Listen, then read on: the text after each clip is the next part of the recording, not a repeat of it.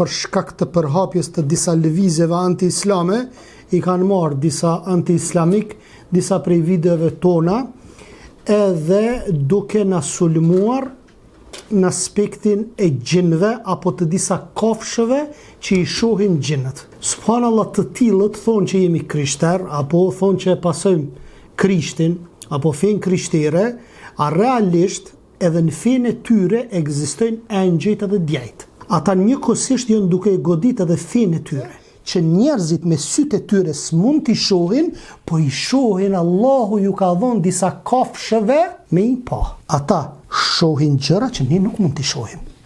Sytë e tyre janë të ndryshme nga sytë tanë. E ti që i shkëput dhe i qet aty kur e transmetojnë hadithin e pejgamberit alayhis salam për punën e pëllitjes së gomarit apo të gjelit, edhe lun hajgare aty, ti je mas pari kundër fjes tonde, po edhe kundër shkencës. Njeriu mundet me shiku me një limit caktuar.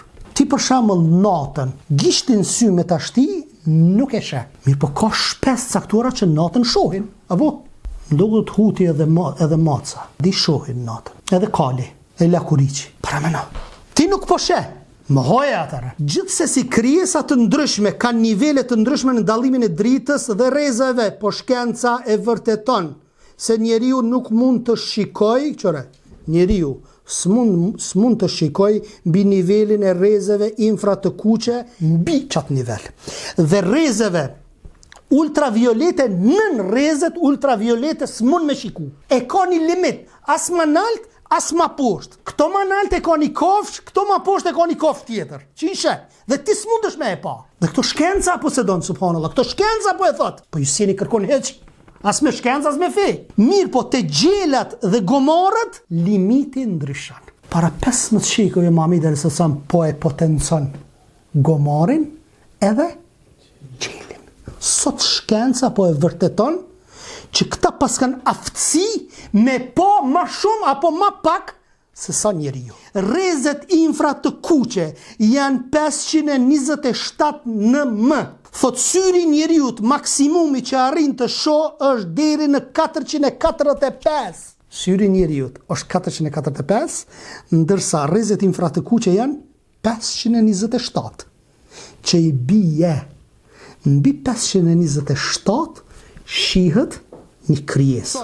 Gomarët kanë mundësi të shohin përtej rrezeve infra të kuqe, ndërsa djalli i cili është prej gjinëve është krijuar nga zjarri dhe rrezet infra të kuqe më shumë kanë origjinë nga nxehtësia dhe zjarri.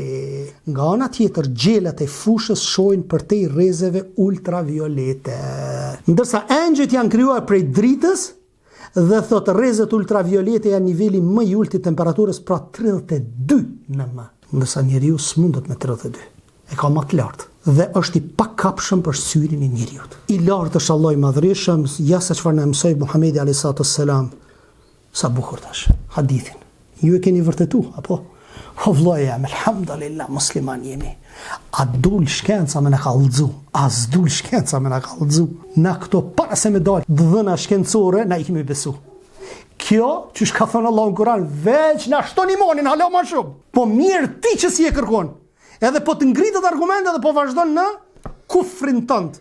Dhe thot çka?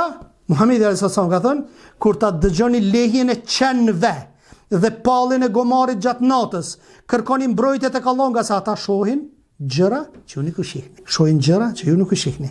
Po ashtu transmeton Buhariu dhe Muslimi nga Abu Huraira radhiyallahu anhu se pejgamberi sa ka thënë, kur të dëgjoni kakarisjen e gjelit, thot luteni Allahun nga mirësia e tij, sepse ai gjeli ka parë ndonjë melek. Thot e kur të dëgjoni pallin e gomarit, kërkoni strehim tek Allahu nga shejtani, sepse ai ka parë ndonjë shejtan.